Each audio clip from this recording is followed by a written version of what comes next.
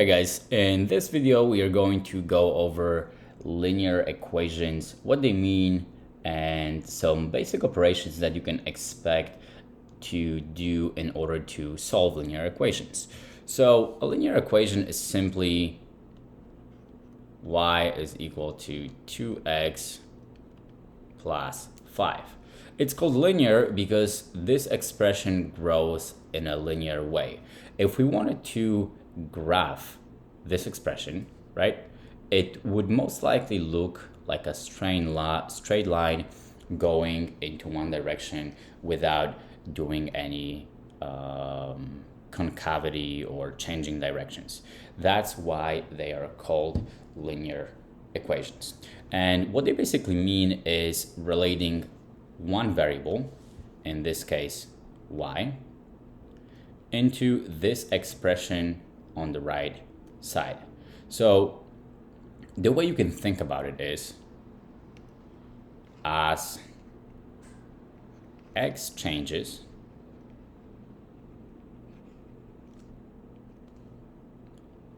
y will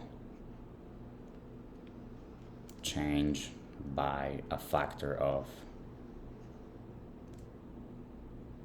whatever that factor is.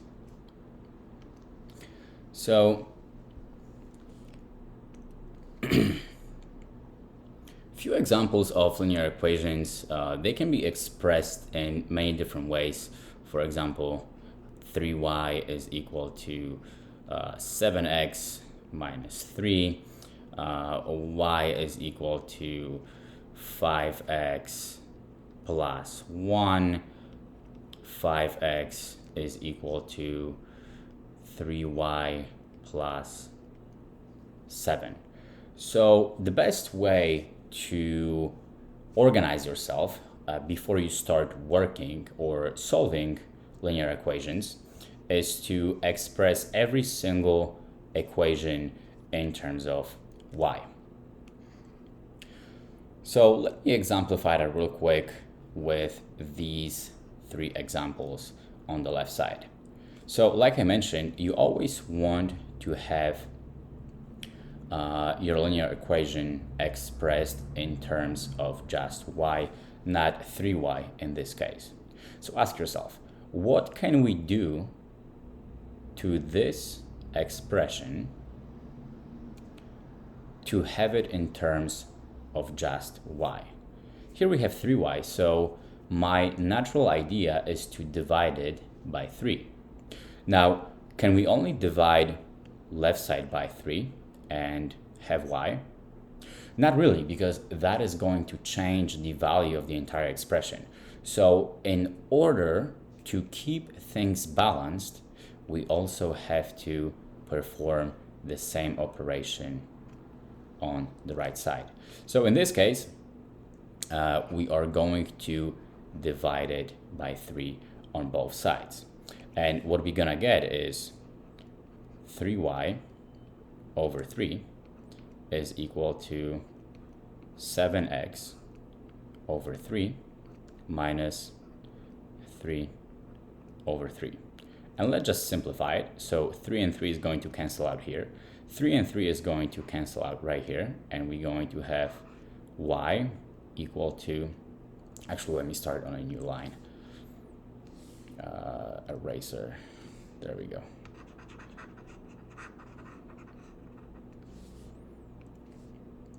So y is going to be equal to 7x divided by 3, and 3 divided by 3 is just 1.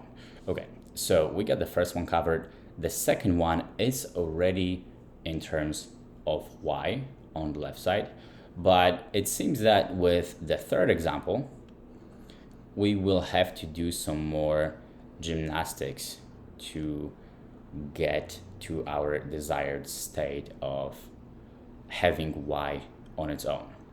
So one thing I want you to remember, whatever you do to the left side, you also have to do to the right side to keep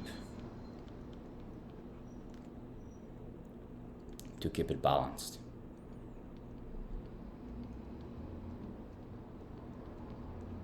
Now think about it as a, let's say, measuring somebody's weight, right? Let's say we have a simple weight. I'm really bad at drawing, but hopefully that will help you understand the idea. So let's say I have 5 pounds right here and 5 pounds right here. If I just subtracted 2 pounds, right, from the left side, this side would go down and the right side would go up. So whatever I do to the left side, I must do to the right side as well, so they stay at the same level. And I think that's the easiest way to think about doing any operations with equations. Okay, so let's get back to our example. So we discussed that we want to have y terms on the left side and x terms on the right side. So what we're going to do here is subtract 3y from both sides.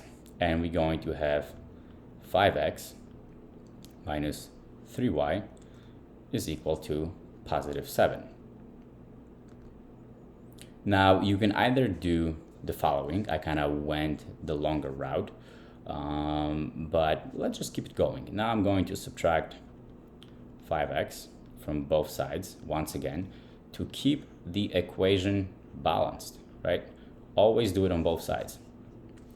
So I'm going to have negative 3x is equal to 7 minus 5x. Negative 3y, not negative 3x. Okay, so we already have y terms on the left side and x terms on the right side. Now to have y on its own, all we have to do is divide it by negative 3. So let's do that. We're going to have negative 3y divided by negative 3 equal to 7 divided by negative 3 and minus 5x divided by negative 3.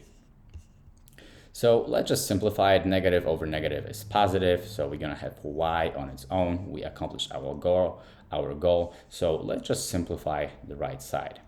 And that is going to be equal to 7 over 3. And I'm going to move this negative sign in front of the fraction. Once again, we have negative over negative. That is going to turn into positive, which is 5x over 3. And if you really want to do it as it should be done, you can switch the order of 5x over 3 with negative 7 over 3. This is completely fine, but the standard notation that is accepted in mathematics is the following.